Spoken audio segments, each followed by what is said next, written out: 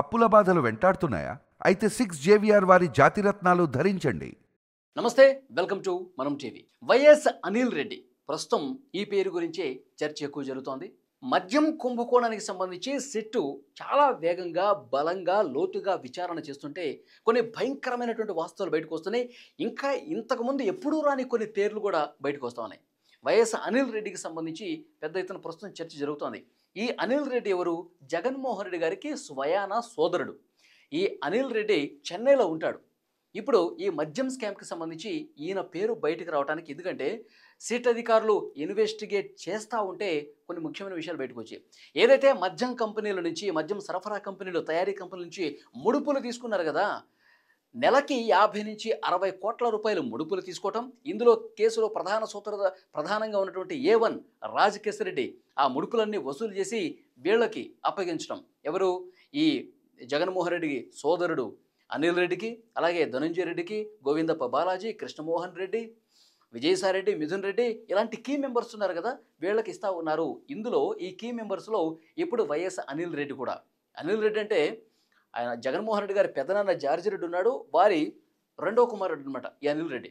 So Jaganmohan Reddy గారికి అత్యంత సన్నిహితంగా ఉంటాడు, కుటుంబ సభ్యుడే. సో చెన్నైలో ఉండి మొత్తం నడిపిస్తూ ఉంటాడని చెప్పి ఒక ప్రచారం ఇప్పుడు బయటకు వస్తుంది. ఈ మద్యం కుంభకోణానికి సంబంధించి కూడా ఈయన పాత్ర తేటతెల్లమైంది. ఈయన జగన్మోహన్ రెడ్డి గారికి ముడుపులు వెళ్ళటంలో చాలా క్రియాశీలకంగా వ్యవహరించాడంట. వీళ్ళందరూ ఈ కీ మెంబర్స్లో చాలా ప్రముఖ పాత్ర పోషించినట్టుగా తెలుస్తోంది. ఈ అనిల్ రెడ్డి పిఏ దేవరాజు ఉన్నాడు.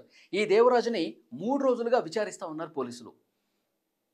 ఈ 3 రోజుల పాటు విచారిస్తుంటే తెలిసినటువంటి వాస్తవాలు ఏంటంటే, ఈ మద్యం ముడుపులన్నీ కూడా జగన్మోహన్ రెడ్డి గారికి చేర్చడానికి అనిల్ రెడ్డి ఏమేం చేశాడు, ఈ డబ్బులు ఏ విధంగా చేరిని, ఎక్కడ కలిశారు, ఎక్కడ ఇచ్చారు, ఎంత మొత్తం ఇచ్చారు, ఏ రోజు ఇచ్చారు, ఇవన్నీ కూడా టెక్నికల్ ఎవిడెన్స్ దగ్గర పెట్టుకొని ప్రశ్నిస్తే దేవరాజు మొత్తం కక్కేశాడు. వైఎస్ అనిల్ రెడ్డి పిఏ దేవరాజు మొత్తం చెప్పినట్టుగా తెలుసు. ముందు బుకాయించాడంట. అసలు నాకు తెలియదు, అసలు నాకు చేస్తూ నాకేం సంబంధం, నేను అనిల్ రెడ్డి పిఏ, ఆయన ఎక్కడికి వెళ్తూ ఉంటాడు, ఎవరిని కలుస్తూ ఉంటాడు, ఇది మాత్రం నేను ఫిక్స్ చేస్తుంటా, ఈ సమాచారం మాత్రమే నాకు తెలుసు, ఈ మద్యం కుంభకోణం ఏంటి, ఈ డబ్బులు అంటే నాకు తెలియదు అని చెప్పేసి అతను ముందు బుకాయించాడు. తర్వాత సిట్ అధికారులు క్లియర్గా ఇన్వెస్టిగేట్లో ఆధారాలు ముందు పెట్టి ప్రశ్నించారు. పలానా రోజు రాత్రి 9:30 మీరు పలానా వ్యక్తిని కలిశారు, ఎందుకు కలిశారు, మీరు పలానా వ్యక్తితో ఫోన్లో మాట్లాడారు, ఏం మాట్లాడారు, ఇవన్నీ కూడా ఆధారాలు ముందు పెట్టి ప్రశ్నిస్తే నీళ్లు నమ్మినాడు. చాలా స్పష్టంగా ఆధారాలు పోలీసులు సంపాదించారు. సిట్ అధికారులు మద్యం కుంభకోణానికి సంబంధించి అతి పెద్ద పాత్ర వైఎస్ అనిల్ రెడ్డిది ఉంది. ఈ గోవిందప్ప బాలాజీ ఈ టీం ఏదైతే ఉందో ఆ టీంలో ఇంకా కీలకంగా ఇతను పనిచేశాడని కూడా చాలా స్పష్టంగా వస్తుంది. మొత్తం చెన్నైలో ఉండి వ్యవహారం మొత్తం నడుపుతాడన్నట్టుగా ఇన్ఫర్మేషన్ వస్తుంది. ఇంకొక ముఖ్యమైన విషయం, ఈ వైఎస్ అనిల్ రెడ్డి అనే వ్యక్తి ఏదైతే ఇసుక కుంభకోణం ఉందో దాంట్లో కూడా చాలా క్రియాశీలకంగా పనిచేశాడని కూడా ఇన్ఫర్మేషన్ వస్తుంది. జేసీకేసీ, ప్రతిమ ఈ 2 సంస్థల్ని ముందు పెట్టి ఇసుక దందా కూడా చాలా పెద్ద ఎత్తున చేశాడు. వేల కోట్ల రూపాయల దందా చేశాడు. ఆ దందాకి మళ్ళీ మెయిన్ సూత్రధారి జగన్మోహన్ రెడ్డే. అంటే మద్యం కుంభకోణం కావచ్చు, ఇసుక కుంభకోణం కావచ్చు, వీటన్నిటిలో అత్యంత క్రియాశీలక పాత్ర వహించి ఆ ముడుపులన్నీ కూడా జగన్మోహన్ రెడ్డి గారికి చేరవేయటంలో చాలా క్రియాశీలకంగా పనిచేశాడు ఈ వైఎస్ అనిల్ రెడ్డి అని చెప్పి స్పష్టమైనటువంటి సమాచారం వస్తుంది. సిట్ అధికారులు ఆ ఆధారాలు అన్నీ కూడా సంపాదించారు. ఆధారాలు అన్నీ కూడా ఈ దేవరాజు ముందు బయట పెడితే, దేవరాజు ముందు పెట్టి క్వశ్చన్ చేస్తే అతను కూడా ఒప్పుకున్నట్టుగా ఇన్ఫర్మేషన్ వస్తుంది. నేడో రేపో వైఎస్ అనిల్ రెడ్డికి కూడా నోటీసులు ఇవ్వబోతున్నారు. ఆ నోటీసులు ఇచ్చి ఆయన్ను కూడా విచారణకు పిలుస్తారు. అతన్ని కూడా అరెస్ట్ చేసే అవకాశం ఉంది. మద్యం కుంభకోణంలో ఇంకొన్ని ముఖ్యమైనటువంటి అరెస్టులు జరగబోతాయని చెప్పి దీన్ని బట్టి అర్థమవుతుంది. ఇప్పటికే 2 ఛార్జ్ షీట్లు సిట్ వేసింది. ఇప్పుడు 3వ ఛార్జ్ షీట్లో బిగ్ బాస్కి ఏ విధంగా డబ్బులు వెళ్ళి, ఎవరు క్రియాశీలకంగా ఆ డబ్బులు పంపించారన్న పేరు కూడా రాబోతుంది. అదే వైఎస్ అనిల్ రెడ్డి అని తెలుస్తోంది.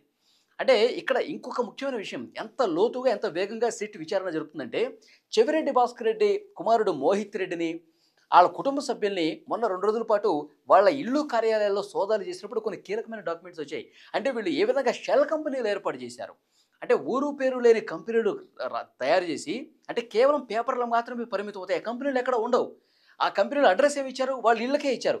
ఏంది ఇక్కడ ఒక ఫ్యాక్టరీ ఉండాలి కదా, ఇక్కడ ఒక ఆఫీస్ ఉండాలి కంటే ఆ ఇల్లే అడ్రస్ పెట్టారు. అక్కడికి వెళ్ళి చూస్తే అక్కడ ఏం లేదు, ఓన్లీ ఇల్లు మాత్రం ఉంది, ఎలాంటి కంపెనీలు లేవు, ఏమి లేవు. సో దీన్ని బట్టి కూడా అర్థమవుతుంది షెల్ కంపెనీలు క్రియేట్ చేసి ఈ మద్యం కుంభకోణం ద్వారా సంపాదించినటువంటి ఈ బ్లాక్ మనీని ఏ విధంగా వైట్గా మార్చుకున్నారో క్లియర్గా ఆధారాలు పోలీసులు సంపాదించిన పరిస్థితుంది. సో డెఫినెట్గా చెవిరెడ్డి భాస్కర్ రెడ్డి అరెస్ట్ అయ్యాడు, వెంకటేష్ నాయుడు అరెస్ట్ అయ్యాడు, ఇప్పుడు మోహిత్ రెడ్డి వంతు వచ్చింది, అలాగే వైఎస్ అనిల్ రెడ్డి, ఇలాంటి కొంతమంది ముఖ్యమైన వ్యక్తులు ఉన్నారు. ఇంకా వీళ్ళను కూడా అరెస్ట్ చేస్తారు. ఆ తర్వాత బిగ్ బాస్ వరకు వెళ్తుంది. ఆయనకి వ్యతిరేకంగా ఆయనకి సంబంధించినటువంటి ఆధారాలు కూడా, బలమైనటువంటి ఆధారాలు కూడా సిట్ సంపాదిస్తున్నట్టుగా తెలుస్తోంది.